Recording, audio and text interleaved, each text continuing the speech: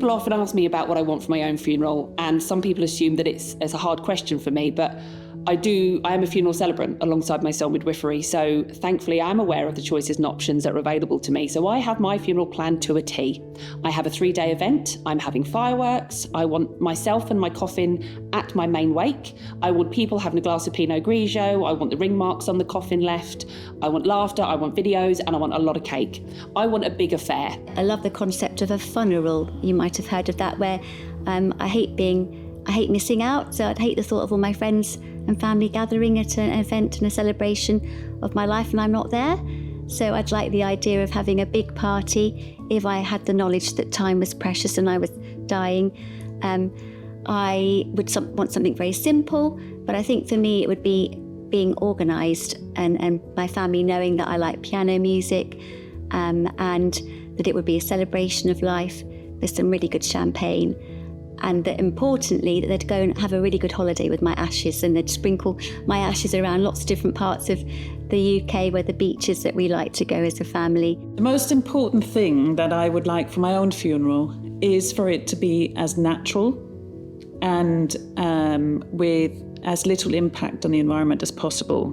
When I say natural, I don't just mean environmentally. I also mean the atmosphere, the whole vibe of it.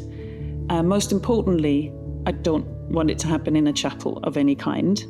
I would like it to be outdoors, if realistic, in Britain. I live in Brighton, so by the sea would be amazing. I joke a little bit that I want a funeral festival, but what I mean is that I want it could be like a whole day event, so people can come and go as they feel, as it feels right. Yes, I do want my story witnessed as well, and I know that that can be done through different people. It can be a communal effort, both with people sharing stories and maybe my friend leading a kind of ceremony. What would I like for my own funeral is a question that comes up a lot for celebrants, because we're all friends and my best friend is a celebrant and she knows what I have to have, or at least I hope that she has remembered. So I want everybody to wear flowers. So if you're coming, I hope you don't have to come to my funeral, but if you have to come, I would like you to wear a flower in a buttonhole or a headdress, bring a bunch of flowers, but I just want masses of flowers, make sure they're British grown and they're ethically sourced. But I really would love seasonal flowers, dahlia if you can find them. I'd like a woodland burial, and I would like everybody to sing with gusto. I would want lots of music, maybe a desert island discs approach, significant moments in my life and how they're punctuated by music, possibly.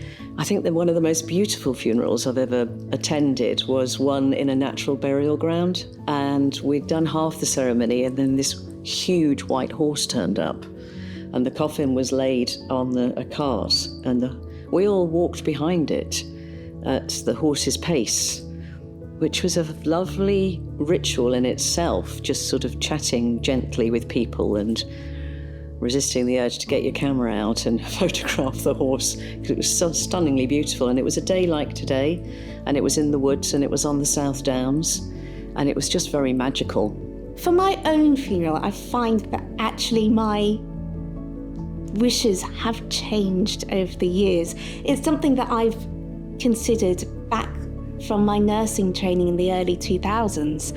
And as I approach 50 myself, I find what I want is maybe a little more authentic to who I am developed into as an older adult.